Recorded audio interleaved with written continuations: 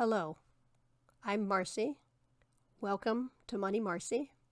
Today I will be discussing the differences between traditional IRAs and Roth IRAs. For a traditional IRA, the contribution is deductible from the taxable income in the year the contribution is applied to.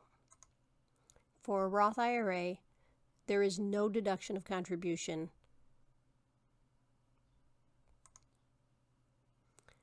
The date of contribution is from January 1 of the tax year until the due date of the return, not including extension, for both the traditional IRA and the Roth IRA. This is April 15th, depending on the year and when the dates fall, the 16th, the 17th as well. The contribution amounts for 2019 is $6,000, or if you were age 50 or older, there is an additional $1,000 catch-up contribution that you can make for a total of $7,000 of contribution. There are specific rules for income levels and other circumstances that may apply in terms of how much contribution you can make for a traditional IRA in terms of what might be deductible. Always be aware that for every rule, there's an exception. Ask questions. The distribution rules. In a traditional IRA, required minimum distributions start at age 70 and a half. In a Roth IRA, there are no required distributions during the owner's lifetime. In a traditional IRA, you can't make contributions after age 70 and a half. In a Roth IRA, you can make contributions as long as you hit the earning income requirements for those contributions. In a traditional IRA, the distributions are taxable.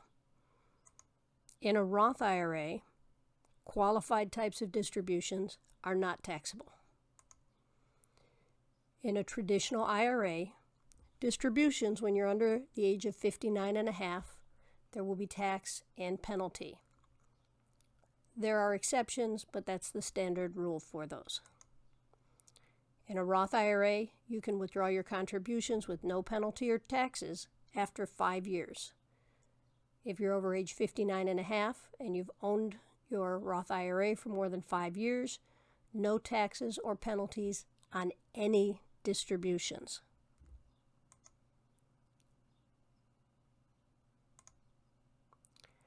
The traditional IRA benefits are when you contribute, you get that deduction. If you expect your income to decrease at retirement, if your retirement is going to be after age 59 and a half, if you expect you will need to receive at least the required minimum distribution, the traditional IRA may make the most sense for you. A Roth IRA, the benefits are mostly related to the distributions, plus you're able to continue to contribute past the age of 70 and a half.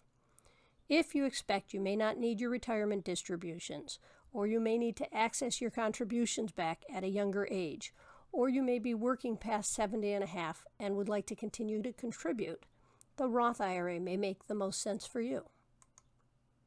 And for some people, a mix of both plans makes sense. There is no limit to the amount and type of plans you can have, just how much you can contribute in any year. I wouldn't recommend starting a new plan every year. I wouldn't recommend having plans that you can't keep track of. But there's no problem with having multiple plans of each type.